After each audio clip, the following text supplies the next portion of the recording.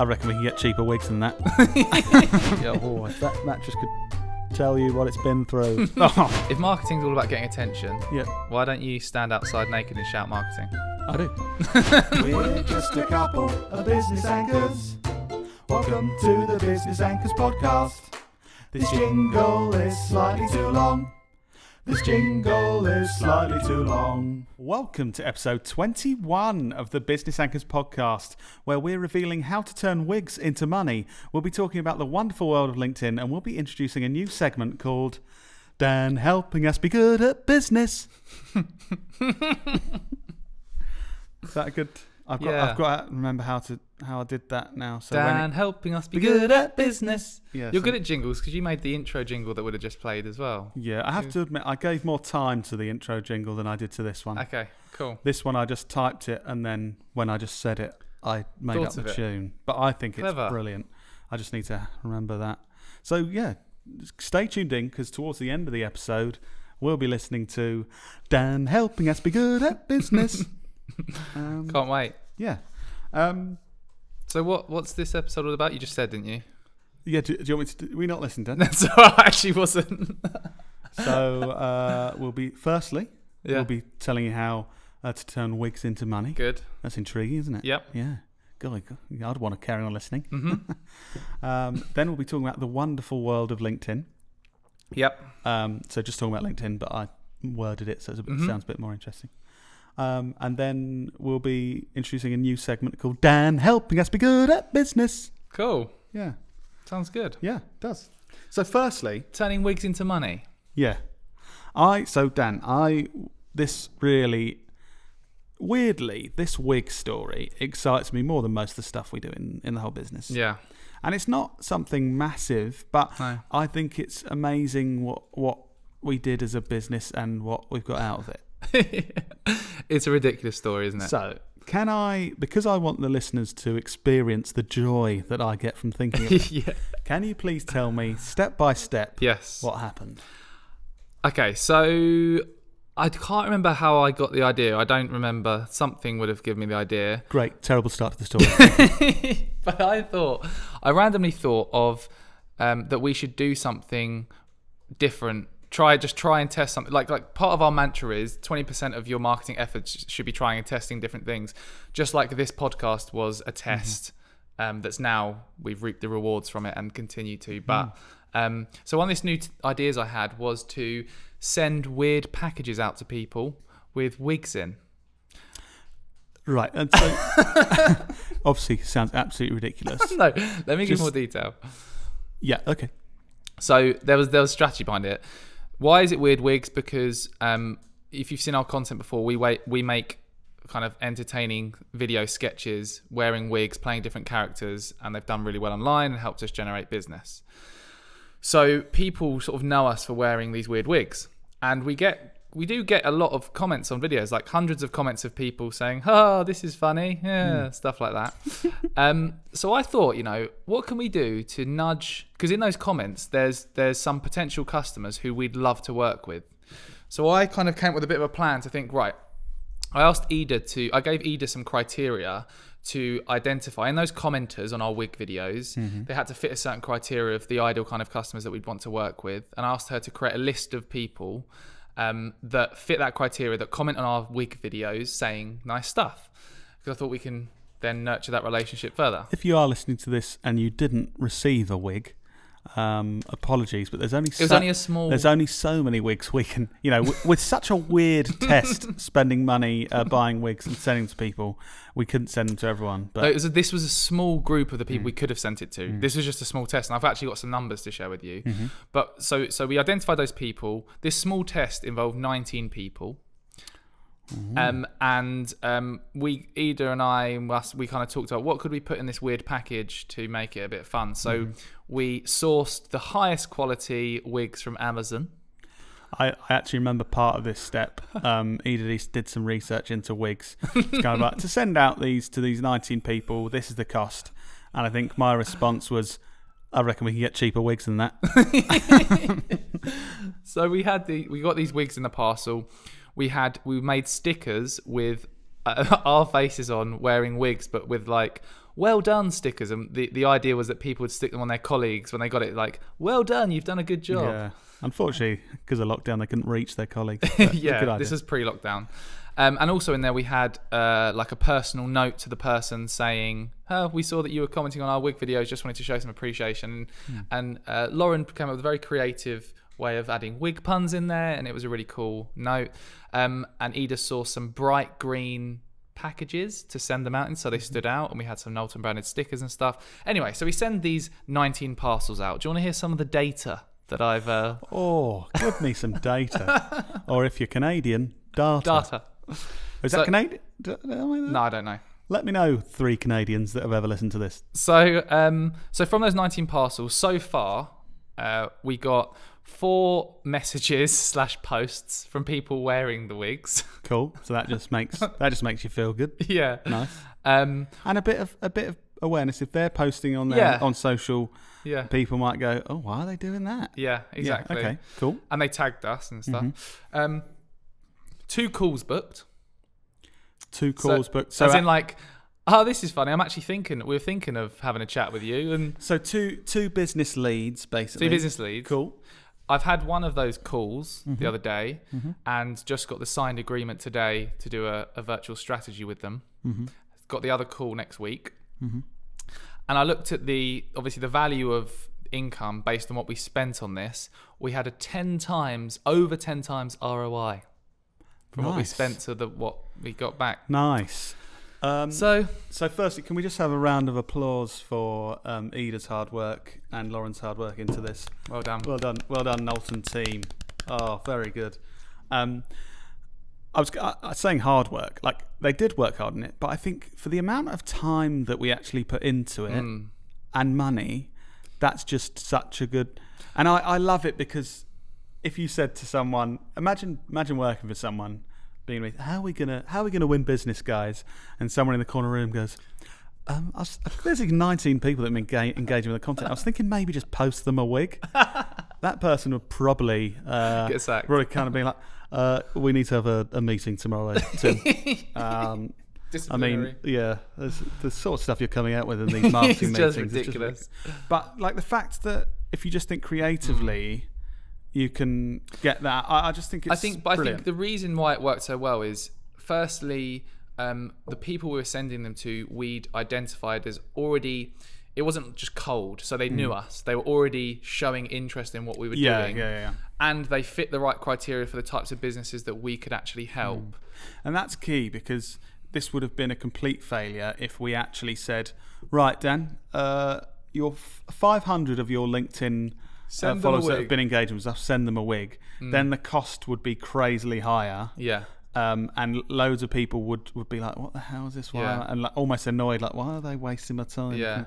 Whereas, so you could get this kind of thing wrong. I've got an example of it being done wrong. Is that good English? Yeah, probably. Yeah. So do you remember when we got some cheese in the post? Warm cheese, yeah. We got some warm cheese in the post. Basically, across the period of like 4 weeks, we got a piece of cheese in the post with some like it was intriguing, a message saying, oh, here's some free cheese, find out more next week. And each week you got a bit of cheese, and then turns out it was a new IT company locally that wanted to work with us. But you say it's done badly. I think if you're listening, company that did that, I wouldn't say you did badly. No, okay, depending on, sorry. like they might have won X amount of clients. That means it was done very well. I just think because they hadn't nurtured any other kind of relationship with us, and it was just cold, and it also wasn't personalised to us. It was like, I reckon they probably sent that to 100 people. 100. I still applaud the creativity there, cheese senders. Okay. I think the logistics of sending cheese in the post, I think maybe rethink that. Was it summer as well? So. Yeah. No, I'm not sure anyone ate the warm cheese. But yeah, I think so. Next question: was it a fluke? Well, this is the thing. I haven't spoken to you about this, but I want to now do. I need to speak to Ida as well and Lauren. Round 2 of testing phase and roll this out, but improve it. This sounds so funny with business terms. We're going to roll out this strategy of posting wigs to people. No, but I think I want to just and maybe even try something different. I don't know. We can update the business anchors out there on if it was a fluke, or if we do it again and we win more business, then we need to do an ebook of how to send wigs out to everyone. It would also be relevant if other people tried sending wigs out, because it's very tailored. I mean, in the early days of Knowlton, or KPS Digital Marketing as we were, Dan probably would have put a presentation together called Step by Step, Send Wigs to People and Win Business Online. I remember. And he would have been saying, right, what you need to do, post wigs. And they'd be like, well, that'd be ridiculous. I remember one of my first ebooks that I wrote when we were KPS Digital Marketing, it was just me. It was how to make £7,900 from Twitter in 3 weeks. Because I think, it's just really sad.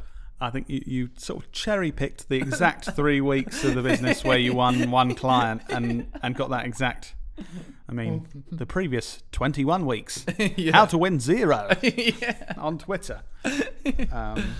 So that was just something. I thought that was an interesting thing that we've been doing. Cool. I've got one question. If someone's listening to this and their creative juices are flowing, thinking, brilliant, like I can afford £100 to send some cheap stuff out. Don't give it away, Lloyd. The wig's are more expensive than that. £1,000. 400, 4,000.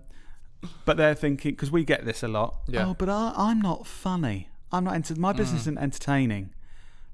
What should they do? But I think it should be tailored to your brand. Like our brand, I'm not saying our brand is funny. We're like more fun. But, if you're a more serious corporate brand, you can do a more serious corporate approach and think, how can you tie in sending something that's like, you love spreadsheets. Oh, send a spreadsheet rubber and say, or I'm working B2B and I want to get golf clubs as clients. I'm going to find the decision maker and get a engraved ball with their, not engraved, printed ball with their name, and just say, I do this, and you are my LinkedIn connection, and just want to do this. It's a way of standing out, but it's all good and well just because it's clever to find a decision maker, do research to find out what they're into, and send something highly personalized. That will help you stand out, but you need a good game to back it up. If you're a graphic designer trying to get work with a big brand and you find the decision maker, you send them a really cool package and you're rubbish at graphic design, or it's not up to the standard they're looking for, then it kind of falls. So I guess you need to be pitching at a level where your value proposition is good to the person we you're pitching didn't send a wig to people high up in Nike. No. Because we're too good for them. Yeah, we're too good for them. No, but I do... that makes me sound like I don't think we could do work at that standard. I do, but I don't think that same thing would work. No. Unless like someone high up at Nike was a real fanboy of us randomly. Yeah. Then it'd be like, okay, fair enough, we will. Well, one way it didn't work that you tell me about was because everyone's working from home and a guy drove his whole... Someone's like the receptionist or whatever, the only one in the office, sent him a message saying, this is a really exciting looking package for you. So he drove his whole commute. Let's just say it was an hour to make it sound better. Drove the whole hour to get to the office, got there, opened this package. It's a wig. It's a two-quid wig and but he still messaged me though. Yeah. Okay, so that's how to turn wigs into money with Dan Knowlton. Next thing I wanted to talk about was LinkedIn. You actually did a LinkedIn post for once recently. I did.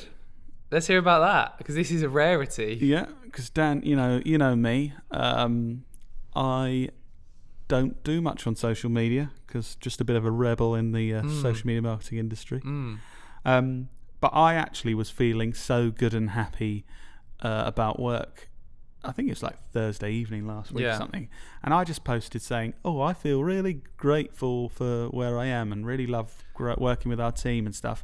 And I didn't do what Dan would have done, thinking, how do I craft this message to get the most engagement and gain leads? It was just a very authentic I just actually message. And it got loads of views and engagement and stuff. He was a good boy. Yeah. You got thousands of hundred and something reactions and yeah, that was good. Well done. Yeah, thank you. But yeah, I wanted to talk about LinkedIn because I've noticed a lot of people saying, my views are going down on LinkedIn. What's happening? Something's happening. Yeah. In that voice, they're all saying it. Are they? Yeah, something is happening on LinkedIn. And like across the board, when you post videos, you get less views now. Like it started happening to us, and I thought, oh, are we doing something wrong or different? Are we rubbish? Yeah, we rubbish. So then I looked at some of the top LinkedIn creators that I know of and looked at all their videos, and the same thing was happening to them. So it sort of gave me a bit of reassurance that we're still... But it's interesting, like for us, our engagement is still the same, if not more. So our engagement percentage is better. So like traditionally you'd think that this is performing better, but I think like LinkedIn are showing their algorithm might have even improved, and now that they're showing content to the people who are most likely to engage rather than just other people as well. Or have they adapted what they're counting as a view? That could be it as well.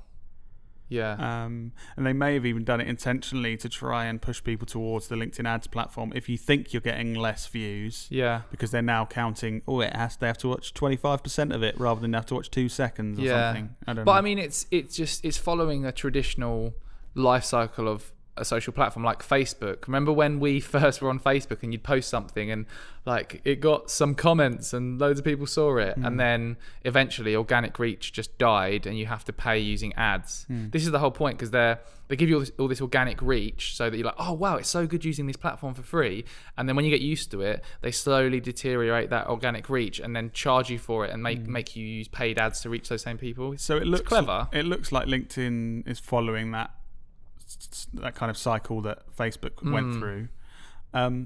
The only thing I can see as an issue, because we've obviously used LinkedIn ads previously, and they just seem so much worse and less valuable than Facebook ads. Yeah. So I suppose I think they need to evolve their ads platform, definitely.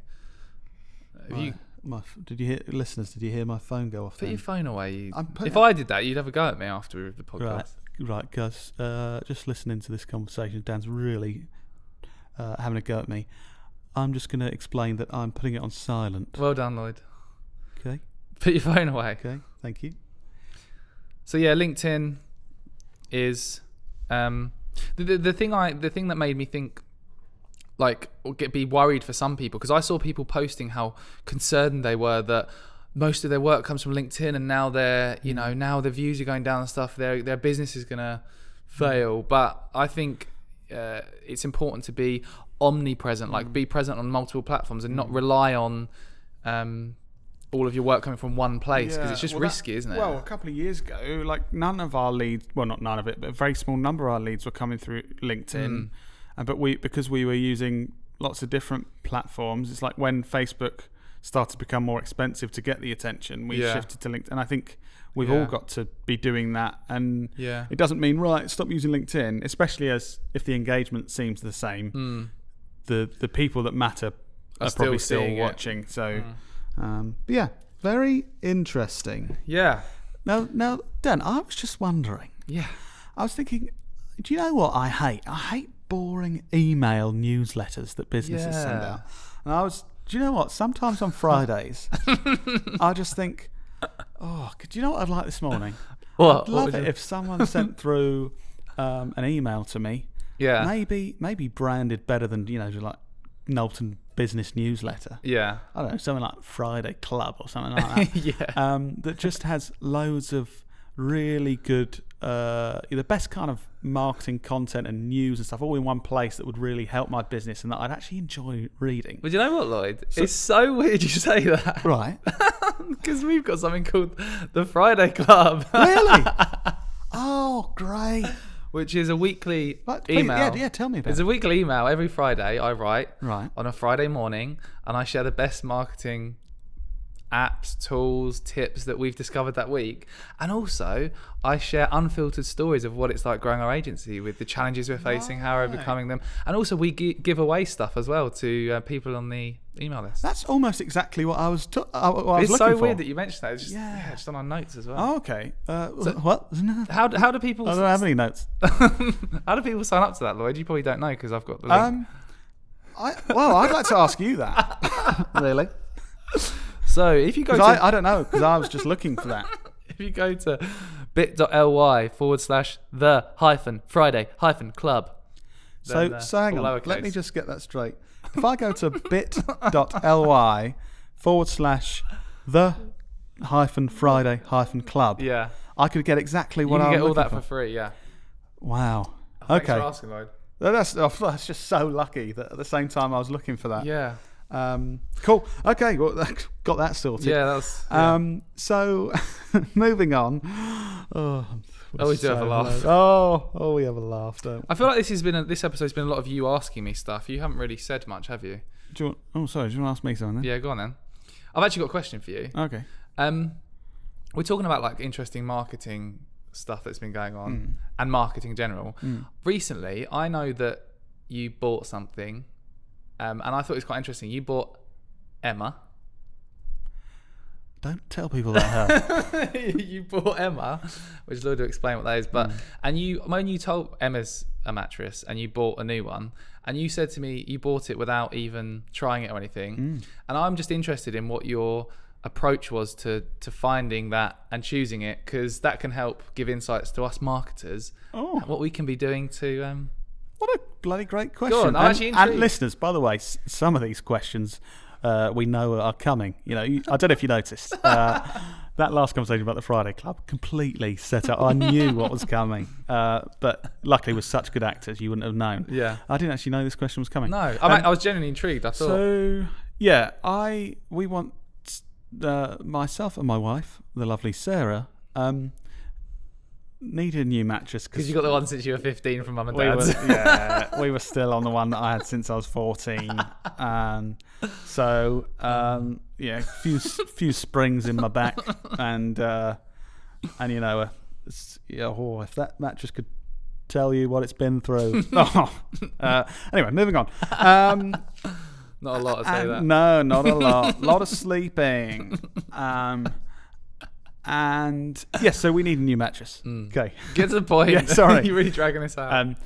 And because of the restrictions and stuff, obviously before, I think the traditional way to buy a mattress in the past decade, go to that one place in a retail centre near your house. Lay on beds. Someone next to you pretending to be really helpful, trying to upsell you as much as they can. That's got the fibroid AB springs, you know. So only £1,600. Yeah. So that's the traditional thing. Yeah. We couldn't even consider that because of lockdown and stuff. But I think as a business model, it doesn't make sense that you would get the best deal from somewhere like that, because they have all the costs. They're paying loads of people to follow you around and go, do you want to buy this one? Do you want to buy this one? They're paying for this huge building. It's like DFS as well, isn't it? So with my business mind, I'm thinking they can't possibly offer me the best value. Surely a lot of the money I'm paying for that mattress is going to all those costs. So I thought, I wonder if I can get a mattress online. But then without laying you on don't it. try it, yeah. But what I did, I looked at like... what did you actually do? So I Googled something like best mattress, like really intelligent, something like that. And I looked at which, so each year they put from their like reviewers and stuff, which has been the best. Then I looked at reviews on Amazon and on another site that I could see reviews of different mattresses. And the Emma original mattress that I ended up buying just had like 5,000 4.5 or 5-star reviews.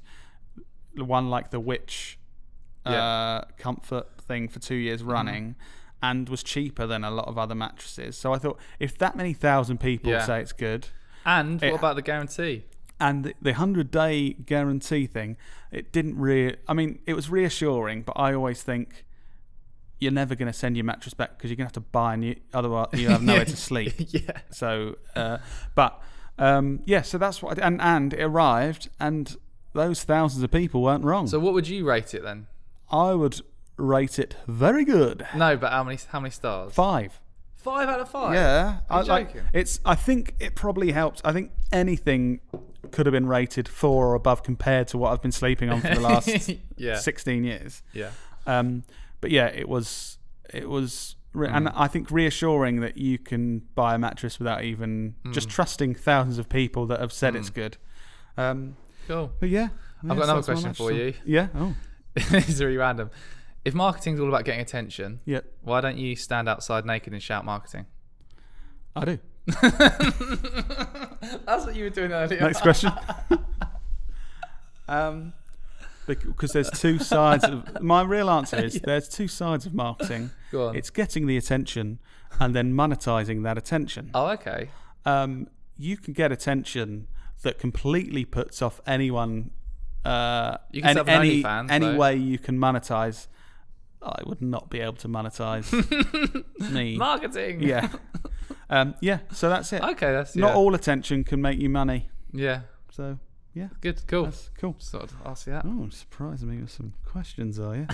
Okay, and to finish up the podcast, I'd like to start a new segment called Dan Helping Us Be Good at Business, which, in a way, is probably most of this episode anyway. Yeah, exactly. But specifically, I know you've been reading a book or a couple of books about branding and stuff, and I want to share with our audience, the lovely anchors out there, what you've been learning. Yeah, so there's a book I'm reading recently which was recommended by Mark Simpson from Boostly, thank you Mark, called Building a Story Brand. Can't remember who wrote it, but we're recently rewriting all the copy on our website, and he suggested read this book if you're doing that, because it helps you, not so much branding, it's like how to write the copy on your website to achieve what you want to achieve. So cool. Terrible introduction to what it is then. And the interesting thing about this book is it basically, so it's in my throat, communicates that everyone overcomplicates their websites and makes it too difficult for website visitors to understand what they do and how they can help them, which makes people just not end up contacting them or buying their products. So the whole like analogy it says is like your brain's job is to keep you alive. And like, for example, if you're in a restaurant, when you go to a restaurant, you won't remember like the chairs that were laid out, how many people were walking around, but you know the exit sign where that is because your brain's like configured to kind of stay alive. And in terms of what that means for when you're writing the copy on your website, you need to be instantly communicating how are you going to help the person on the website, what you can do for them. And just thought it was well interesting. Yeah, it has. There was 3 questions though. So where are we going to put the exit signs on the website? There were 3 questions that it makes you ask yourself, which really helped me rewriting the website copy. Okay. One is these are really simple, by the way. But one is like, what do you offer? So can I land on your website and instantly know what you offer? So, and people try to use all fancy big words like amazingly creative and ultimately. It sounds simple, but I don't think we've been good at it as our business. No, I think we've been rubbish. And I know I've been on a lot of websites where you're going through the whole thing and you're still thinking, so what do you do then? And we try to make things sound fancy, and then people just don't get it. Yeah. So there's that. How does it make your customers' lives better? This is a really big one. Like, by using that service you provide, what's it going to do for your customers? Yeah. And then finally, how do they buy? Like having a clear kind of call to action. And there's actually a website that really summarizes that whole book and gives you practical steps to take to do this for yourself, called clearbrand.com. They've got an article called How to Story Brand Your Website. And that article, tied in with reading the book, has helped me to better shape our copy. Nice. So there's that. Also, newsletters on the subject of, we spoke about the Friday Club. Oh, yeah. That really good one that I found out. Yeah. How many do you open? Are you signed up to any newsletters? Yeah. And how many do you open and remember and think they're good? 0. Okay. How many do I open? 0. Do you actually? Occasionally. So, no offence to anyone that I'm signed up to. So, I'm signed up to Andrew and Pete's newsletter. But even though I know when I've opened it, it's good. You're so lazy that you really like them. Yeah. I still rarely... So that would be the one I open the most, but it's still rare. Yeah. Just my honest answer. Cool. Okay, no, thanks for being honest. So I kind of asked myself this question. There's a few that... I'm the same as you. Most I don't open and like. The ones I actually read every time and enjoy. Stephen Bartlett's got a really good one. Okay. He shares 5 thoughts of the week. Right. What things that he's been thinking about, and he has some really, and it's really concise, and you can just quickly read it and get something cool to learn from it. There's Matt Navarra's.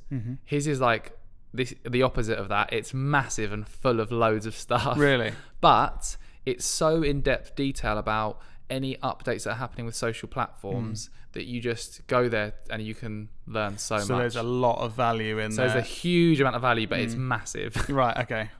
And then there's Janet Murray's daily email, which I signed up to recently. And the thing I like Janet does is she's really good at storytelling. Every email, it tells some kind of story that draws you in. And I found myself every day reading them. And I was like, oh, it's working, because I'm literally reading every email because she's relating what she's saying to a story. And cleverly, that story ties in with something she's trying to sell. So it's like, oh, this is a good story from this thing. Oh, by the way, my event. Yeah, I remember Janet being really good at that.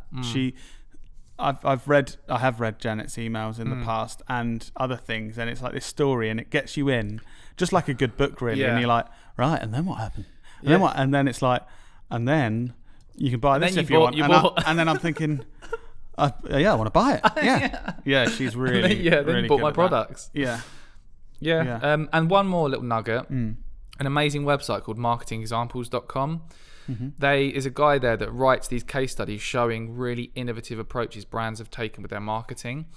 The one I discovered them by was the Burger King Stevenage Football Club example. Yes. Again, I don't know a lot about football, but from my understanding, Burger King sponsored a football club, Stevenage, because they wanted people on FIFA to use the Stevenage Football Club. So Stevenage something like that, were like the lowest ranked team that would get on the game, basically. So the team with the least money, in reality, probably. So the most cost effective to sponsor in real life. Yeah.